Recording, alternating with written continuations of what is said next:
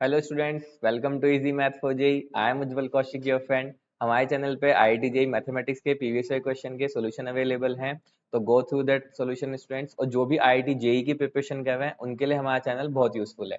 तो आज का क्वेश्चन है, let S is a set where x belongs to -6 to 3 except -2 and 2 and such that mod of x minus 3 minus 1 upon modulus of x minus 2 is greater than equal to 0.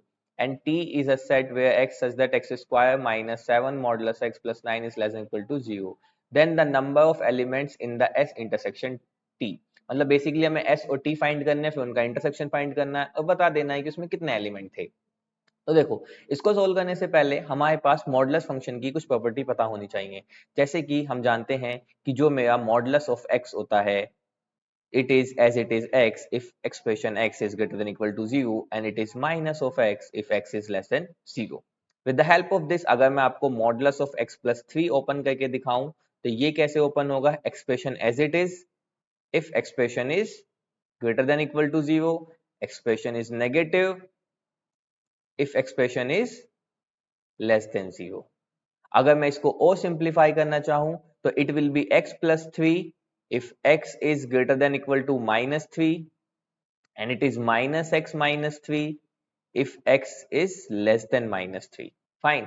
इसके बाद हमारे लिए question बहुत easy हो गया है। चलो अब सेट s के लिए काम करते हैं। सेट s क्या गिवन है? सेट s गिवन है modulus of x plus 3 minus 1 upon modulus of x minus 2 is greater than equal to 0। क्योंकि हम जानते हैं कि जो हमारा मॉडुलस फंक्शन एक पीस वाइज फंक्शन में आता है। तो अब देखो ये फंक्शन कैसे ब्रेक होगा। सबसे पहले मैं एक केस लेता हूं जहां पे मेरा x जो है वो लेस देन -3 है। फाइन। तो अगर मैंने केस 1 कंसीडर किया, मैंने कहा case 1 where x is less than -3। अब देखो x अगर -3 से छोटा है तो ऑब्वियसली x 0 से छोटा है, तो यानी कि जो मेरा डिनोमिनेटर है उसमें जो मेरा x है वो माइनस करके ओपन होगा, it is -x -2। And x अगर मेरा -3 से छोटा है, फाइन, तो ये जो मेरा modulus of x plus 3 it will gives me value -x -3 and this is -1। Again I am explaining, मैंने कैसे लिखा, मैंने बोला x जो है वो -3 से छोटी वैल्यू ले रहा है। तो अगर x -3 से छोटी वैल्यू ले रहा है तो यहाँ पे देखो, जब भी x -3 से छोटी वैल्यू लेगा तो मॉडुलस ऑफ x प्लस 3 ये वैल्यू मुझे देगा -x -3। और जब भी x -3 से छोटी वैल्यू, तो 0 से छोटी वैल्यू ऑब्वियसली -3 से छोटी वैल्यू भी रहेगी, तो वो मुझे x जो है मॉडुलस ऑफ x जो है -x करके ओपन होगा। बस यही अगर हमें ओपन करना आ गया तो question is so much easy for us. जब भी एग्जामिनर क्वेश्चन को ट्रिकी बनाना चाहता है ना, तो वो modulus function, greatest integer function, logarithm function introduce कर देता है, क्वेश्चन एकदम से ट्रिकी हो जाता है। फाइन। तो यहाँ से आया minus of x -4 upon -x -2 is greater than equal to 0। यहाँ से आ गया x plus 4 upon x plus 2 is greater than equal to 0। तो with the help of wavy curve method यहाँ से मेरे पास आ गया x, एक -4 आ गई x की वैल्यू और x की वैल्यू -2 आ गई। फाइन। न्यूमरेटर डिनोमिनेटर को सेपरेटली इक्वल टू 0 करते हैं, तो यहाँ से -2 और -4 आ गई। अब क्योंकि 2 डिनोमिनेटर में है तो यहाँ पे होलो सर्कल होगा, यहाँ पे डार्क सर्कल होगा, क्योंकि x कभी भी -2 नहीं लेगा। अब देखो, it is plus, it is minus, it is plus, तो मुझे चाहिए था पॉजिटिव विजन, तो यहाँ से मेरा x आ गया that belongs to -∞ to -4 union -2 to infinity. ये हुआ जब मैंने केस 1 के लिए सोल्व किया। Let's solve for the case 2। Case 2 क्या होगा? केस 2 होगा कि जब मेरा x बड़ा है -3 से पर छोटा है 0 से। फाइन। तो देखो, अब जब x -3 से बड़ा या उसके इक्वल रहेगा जब भी, तब मेरा ये जो फंक्शन है ये x प्लस 3 की तरह ओपन होगा। तो it is x plus 3 -1 upon, लेकिन 0 से छोटे के लिए जो मॉडुलस x है वो तो -x ओपन होगा, तो it is -x -2 is greater than equal to 0। तो यहाँ से आया x plus 2 upon -x -2 is greater than equal to 0। अगर मैं यहाँ से माइनस कॉमन ले लूं तो नीचे क्या बन जाएगा? x प्लस 2, वो कट जाएगा, यहाँ से जाएगा -1 is greater than equal to 0।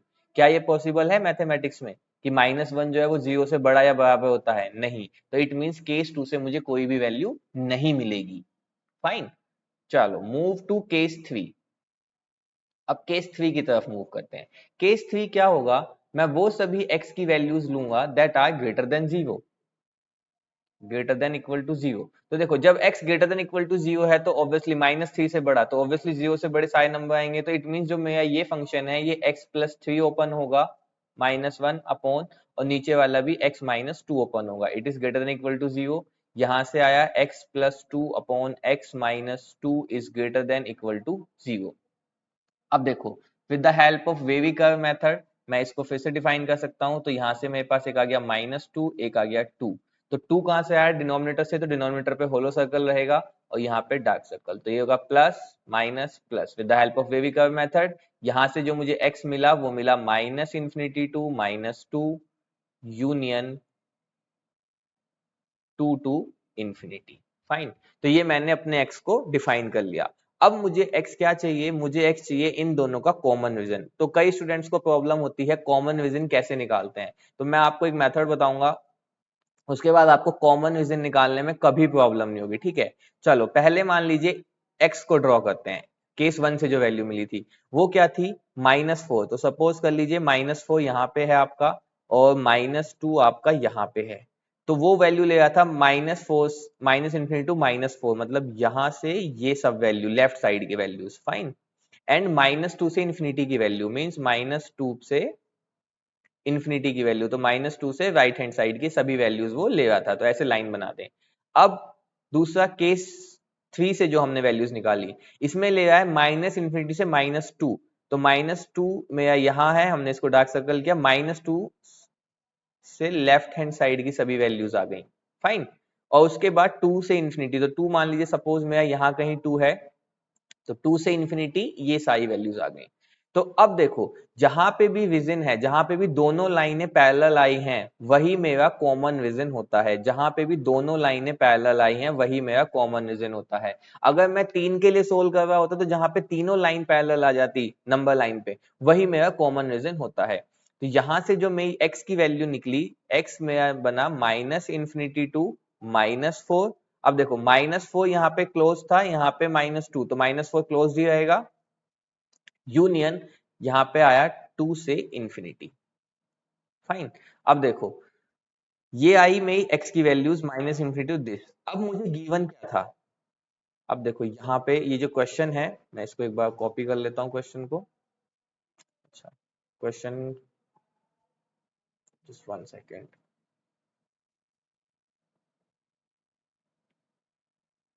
Okay चलो देख लेते हैं ऐसे ही कि यहाँ पे जो मेरा x निकल के आया ये, तो अब x की जो वैल्यूज हैं दैट x मेरा बिलोंग कर रहा है माइनस, अब देखो जो मुझे गिवन था वो गिवन था कि x बिलोंग कर रहा है -6 से 3 एक्सेप्ट -2 एंड 2, सिर्फ यही। ठीक है, तो अब मुझे वो वैल्यूज लेनी है जो इसके बीच में x को सेटिस्फाई करें। तो इसका मतलब जो मेरा फाइनल x आ जाएगा दैट इज इक्वल टू -6 से 3, तो -6 से 3, तो ये यानी कि x में मेरा -6 आ जाएगा, -4 आ जाएगा, -5 आ जाएगा, -4 आ जाएगा, और अगर मैं पॉजिटिव साइड में देखूं तो 2 से 3, तो 2 तो इंक्लूडेड ही नहीं है, तो यहाँ से मेरा 3 आ जाएगा। फाइन, तो जो मेरे x की वैल्यूज आई वो सभी मेरी ये वाली वैल्यूज आई। फाइन, क्योंकि x मेरा बिलोंग कर रहा था -6 टू 3 एक्सेप्ट -2 से 2, तो जो मेरी x की वैल्यूज आई वो सभी ये वैल्यूज आई। फाइन, और बेसिकली नॉट सेट, क्योंकि यहाँ पे हमें इंटरवल गिवन है तो हम इसे इंटरवल फॉर्म में ही लिखेंगे। तो हम लिखेंगे यहाँ से कि जो मेरे x की वैल्यूज आई that belongs to -6 to -4, fine, union 2 तो एक्सक्लूड ही है, तो 2 से 3। फाइन, ये मेरा x आया, यानी कि ये मेरा सेट S आया। अब सेट T पे काम करते हैं। सेट T क्या गिवन है? सेट T मुझे गिवन है एक्स स्क्वायर -7 मॉडुलस एक्स। अब अगर मैं सेट टी के लिए काम करूं that is x square -7 modulus x plus 9 is less than equal to 0, यही गिवन है ना, x square -7 modulus x plus 9 equal to 0। Again देखो अब यहाँ पे भी दो तरह से ओपन होगा। केस 1 में ओपन होगा जब x greater than equal to 0 होगा, तो ये मेरा x पॉजिटिव बन के ओपन होगा, तो it is x square -7x plus 9 is less than equal to 0।